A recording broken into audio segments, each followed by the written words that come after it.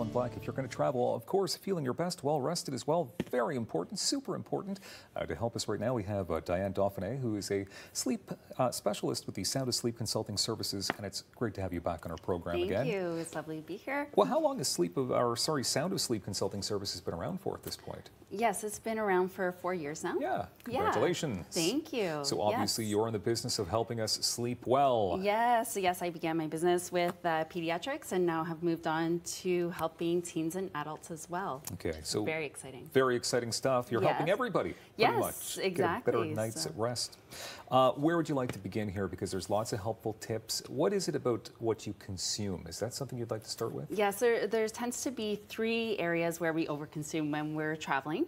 That being caffeine, alcohol, and sugar. So just being mindful when we're traveling about not over-consuming. Caffeine, many people don't realize that it can stay in our system for up to 4 to 6 hours. So certainly if you have an early morning flight, we're going to be having some extra caffeine, but being mindful not to have it too late in the day or too late in the afternoon.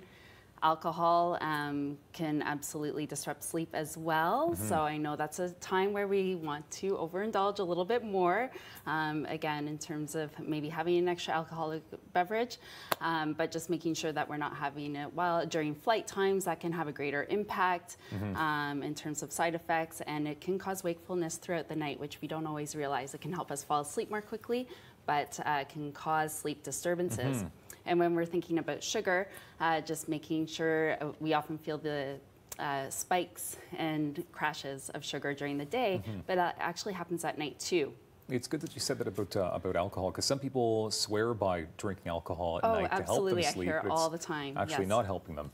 No, exactly. So it does cause wakefulness, and especially when we're thinking of adult sleep, when we wake up in the middle of the night, it's very difficult for us to fall back asleep again. So it really interferes with those sleep-wake cycles. How do you help with the pain that people experience in their ears during a flight? Yes, so I ask clients typically when they are traveling to make sure that they're awake during takeoff. So it happens all the time. I was on a flight recently and I see people falling asleep before you even take off. So making sure that you're alleviating any ear pressure that might be building up during takeoff or during the descent. And once you've reached altitude in the airplane, making sure that that's the time where we're getting comfortable, perhaps using a neck pillow. You can put this around your neck. Young children can use it as a pillow. If they have a carry-on that they can rest on as well, that's more comfortable sometimes. If we have an overnight flight as well, so making sure that we're prepared. Using an eye mask to create a really dark atmosphere for sleep can be very helpful also. And then once you arrive at your destination, using the eye mask is going to help create a darker atmosphere again, especially if you are a parent and you have children that go to bed earlier than you and you're sharing one room. That allows adults to stay up a little bit longer and helps children fall asleep. And I have a 4-year-old who really enjoyed wearing these while we were away on holiday. Okay. Yeah, it's exciting and fun to have. Because I can imagine that's not for everybody sometimes. It's got to be a little, like, not everybody likes wearing those. Yes, exactly. Yeah. But it does help. Again, darkness increases melatonin, so if there's a way that you can incorporate an eye mask, it's going to help, or just to dim the light to making things darker. Beating jet lag, people always talk about it. Sometimes it's like people use it as an excuse. I've got jet lag, but it is a real thing. Yes, absolutely, and it can really disrupt your holiday.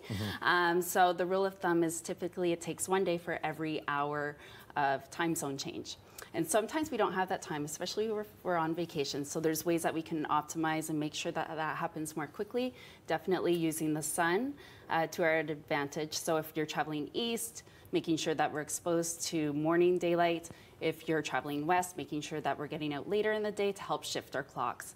And then just being mindful that we're not napping too late in the day, because that can cause, again, trouble falling asleep at night when we want to be able to wind down and fall asleep. So making sure we're not napping longer than 20 to 30 minutes past 2 o'clock in the afternoon. Tough to do when you're on holidays. Sometimes all you want to do is nap and relax, get caught up. It is. It's a time to get more rest and feel rejuvenated, but you want to make sure that you're optimizing sleep so that you can feel refreshed and ready to get back into those daily routines again. A touch after 1 minute left here, and bringing the perfect blanket is not always easy to do, though, because you only have so much room. Exactly. But bringing a good blanket is a good idea. It's a great idea. I often advise clients, again, to make sure that they pack one into their carry-on. Bring one that's not too heavy, so avoiding very thick or super fleecy fabrics, making sure that it's bigger than a throw that you would put on your couch, and something that's comfortable, and breaking it in ahead of time. So that's bringing familiarity with you. We all know that we sleep best in our own bed at home. So if we can use that blanket, it's almost, we think of it for our children, but it works for adults too. So having that, it's a great way, again, during an overnight flight or overnight travel, and then also once you arrive at your destination. Okay, I know you have all kinds of great things happening on your website as well, more helpful tips, including Yes. a whole blog about how to prioritize sleep in 2019. Yes, absolutely. So I'm on a mission to make sure that we're not only honoring our child's sleep, but also that for adults as well, Awesome. because we often sacrifice sleep. Thank you very much, Diane. Thank you. More daytime coming up on Rogers TV.